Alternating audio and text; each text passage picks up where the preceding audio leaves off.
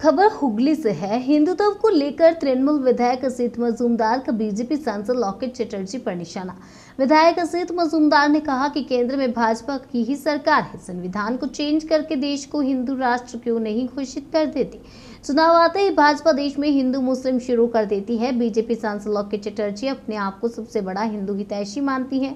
उन्हें यह नहीं पता कि उनसे बड़ा हिंदू मैं हूँ। मैं हमेशा गीता अपने साथ लेकर चलता हूं। बीजेपी सांसद लॉकेट चटर्जी ने विधायक असित मजूमदार पर पलटवार करते हुए कहा कि एक तरफ टीएमसी के नेता हिंदू महिलाओं को शेख शाहजहां जैसे अपराधियों के ठिकानों पर पहुंचाते थे, वहीं टीएमसी के नेता आज भगवान शिव के माथे पर गंगा जल डालते हैं और इतने दिनों तक हिंदुत्व को बदनाम करते थे। चुनाव आते ही अपने आप को हिंदू का हितैषी बनाते फिरते रहते हैं।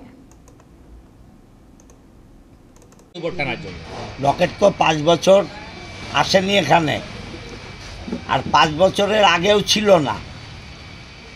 এখানে আমি প্রতিবারই আসি, শুধু এখানে নয়, ষান্ডেশ্বরতলা মন্দির এবং যত জায়গা যে যখন ডাকে আমরা যাই। ওর এখন নাটক করা ছাড়া তো রাস্তা নেই। করোনায় মানুষ চোখে দেখেনি, মানুষের বিপদে আসেনি, হসপিটালে কে ভর্তি হলো খবর রাখেনি। এই আজকেই সকাল থেকে 3টে পেশেন্ট সিসিউতে ভর্তি করলাম। ওর কাছে তো কেউ যায়ও না, বলেও না, নাটক করতে হবে। আর হিন্দু আমরা এটা বুঝি না। ভারতবর্ষের সংবিধান ওরা তো সরকারে আছে, পাল্টে দিক না। ভারতবর্ষের সংবিধান তো করেছেন বি.আর. আম্বেদকর। সংবিধানে কোথাও লেখা আছে এটা হিন্দু রাষ্ট্র? হিন্দু হিন্দু কেন করবে? আমরা হিন্দু না? ওর চাইতে বড় হিন্দু আমি। ও কিসের হিন্দু? আমি গীতা পকেটে করে নিয়ে ঘুরি। এটা গীতার ছোট একটা পার্ট, এটা পকেটে নিয়ে ঘুরি। হিন্দুত্ব আমাকে লকেটকে শেখাতে হবে না। আমরা মানুষ বুঝি, মানুষ বুঝি। সবার উপরে মানুষ সত্য, তাহার উপরে নেই। মানুষকে নিয়ে আমরা কাজ করি, সে হিন্দু হোক, মুসলমান হোক, খ্রিস্টান হোক, শিখ হোক, বৌদ্ধ হোক, জৈন হোক। আমাদের কাছে মানুষ আগে, তারপর অন্য কথা। লকেটের কাছে হিন্দু আগে হতে পারে, ওটাও নাটক।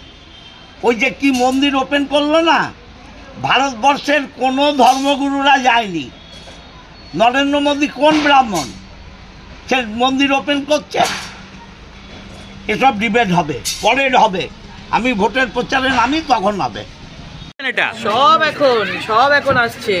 ওইদিকে হিন্দু মহিলাদের খুঁজে খুঁজে নিয়ে গিয়ে সেখানে শেখ শাহজাহানের ঘরে পাঠাচ্ছে, আর এদিকে তার মনে হচ্ছে শিবের মাথায় জল ঢালছে। মানে সব বোঝা যাচ্ছে, সব এখন লাইনে আছে। সবাই এখন হিন্দু ভোট দরকার। এতদিন ধরে হিন্দুদের বদনাম করেছে এই পার্টি, তুষ্টিকরণের রাজনীতি করেছে। এখন আবার শিবের মাথায় জল ঢেলে আজকে আসার চেষ্টা করছেন। ওনার ভগবান মঙ্গল করুক।